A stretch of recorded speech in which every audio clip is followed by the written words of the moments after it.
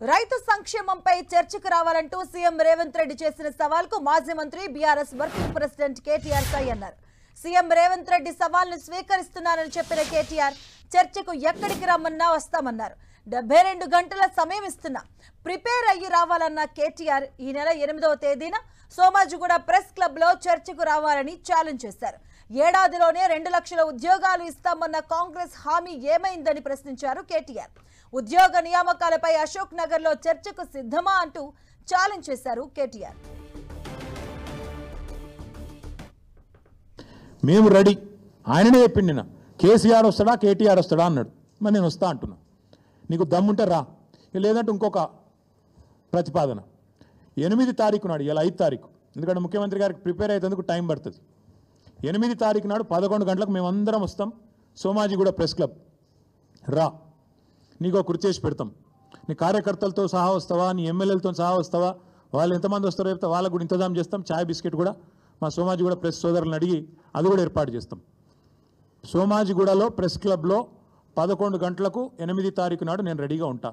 నువ్వు వస్తావా రావా నీ ఇష్టం, నువ్వే ఛాలెంజ్ ఇస్తున్నావు. రావాలని కోరుతున్నా. వస్తే సంతోషం, మీడియా ముందే చర్చిద్దాం. నీళ్ళకు నీళ్ళు పాలకు పాలు. ముఖ్యమంత్రి గారు కనుక ముచ్చటపడి లేలే మా సొంత ఊరికే రండి కొండారెడ్డిపల్లి కంటే అక్కడికైనా వస్తాం, లేదు మా సొంత నియోజకవర్గం కొడంగల్లో పెడతా నేను అంటే నీ ఇష్టం, అక్కడైనా పెట్టు. లేదు మా నాయకుడు కేసీఆర్ గారి సొంత ఊరు చింతమడకకు వస్తావా, అక్కడ రెడీగా ఉంటాం.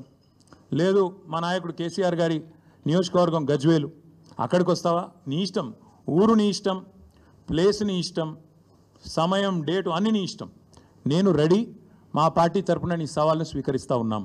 ముఖ్యమంత్రి గారికి నేను ఎందుకు 72 గంటలు టైం అంటున్నా అంటే, మళ్ళీ మీరు అక్కడికి చర్చకు వచ్చి బేసిన్లు బెండకాయలు అని చెప్పి ఆయనతో ఉన్న పరువు తీసుకుంటే తెలంగాణ ముఖ్యమంత్రి పరువు పోతుంది. ఇప్పటికే మీరు ఎంత సిగ్గుమాలిన వ్యక్తో ఇప్పటికే అందరికి అర్థమైపోయింది. ఎవడన్నా అడుగుతాడండి ముఖ్యమంత్రి దేవాదుల గోదావరి బేసిన్లు ఉన్నదా అని అడిగే పరిస్థితి ముఖ్యమంత్రిది. బేసిన్ తెలియదు, బెండకాయ తెలియదు. దాంతోపాటు ఇంకా దరిద్రం ఏంటంటే నల్లమల పులి అని చెప్పుకుంటాడు.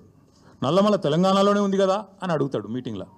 అంటే ఇంత నికృష్టమైన వ్యక్తి కాబట్టే కొద్దిగా ప్రిపేర్ అయ్యేందుకు టైం, వారికి 72 గంటల సమయం ఇస్తా ఉన్నాం. నీళ్లు నిధులు నియామకాలు అనే ఒక నినాదంతో ఆనాడు మేము ఉద్యమాన్ని నడిపాం. ఈరోజు ముఖ్యమంత్రి గారు కూడా అదే నినాదంతో పనిచేస్తున్నారు. నీళ్ళేమో ఆంధ్రాకు పంచుతున్నారు, ఆంధ్రాకు పంపుతున్నారు, బనకచెర్ల పేరిట ఇంకో పేరిట. నిధులేమో ఢిల్లీకి పంపుతున్నారు. ఇక నియామకాలు మీకు తెలుసు, ఆయన అనుయాయులకు ఆయన తొత్తులకు కొంతమందికి నియామకాలు మాత్రం ఇచ్చుకొని బ్రహ్మాండంగా వాళ్ళతో తెల్లారలేస్తే మమ్మల్ని తిట్టించే కార్యక్రమం మాత్రం చేస్తూ ఉన్నాడు. 60,000 తలకాయలు లెక్క పెడతారటిన మందికి పుట్టిన బిడ్డలు మా బిడ్డలు అని చెప్పుకునే బాపతు.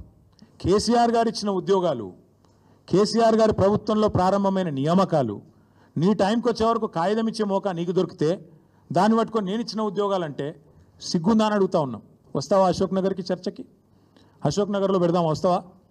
నిరుద్యోగుల మధ్యన చర్చ వచ్చింది కదా. నువ్వు మీ రాహుల్ గాంధీ ఛాయ్ తాగి పోజులు కొట్టి తెలుగులో ట్వీట్ పెట్టి మొదటి సంవత్సరంలో 2 లక్షల ఉద్యోగాలు ఇస్తాం అని నరికి 2 ఉద్యోగాలు మాత్రం సంపాదించుకొని నువ్వోటి ఆయనోటి తప్పించుకొని తిరుగుతున్నారు కదా. వస్తావా అశోక్ నగర్కి చర్చకి? దమ్ముందా? వందావని బోందా నువ్వు మీరో పిచ్చోళ్ళు వందనట. ఆయన సొంత కాన్స్టిట్యున్సీలనే ఇప్పుడు జెడ్పీటీసీలు గెలుతాడో లేదు పెట్టమని రాదు, ఎలక్షన్లు తెలుస్తుంది. నేను ఏమంటున్నా అంటే మాటలు కోటలు దాటుతాయి. రేవంత్ రెడ్డి ఇంకా కూడా పడిపోతారా? నాకు అర్థం కాదు. మీరు కూడా మాటలకు ఈయన గీ మాటలు చెప్పే ఆ కుర్చీలో కూర్చున్నాడు.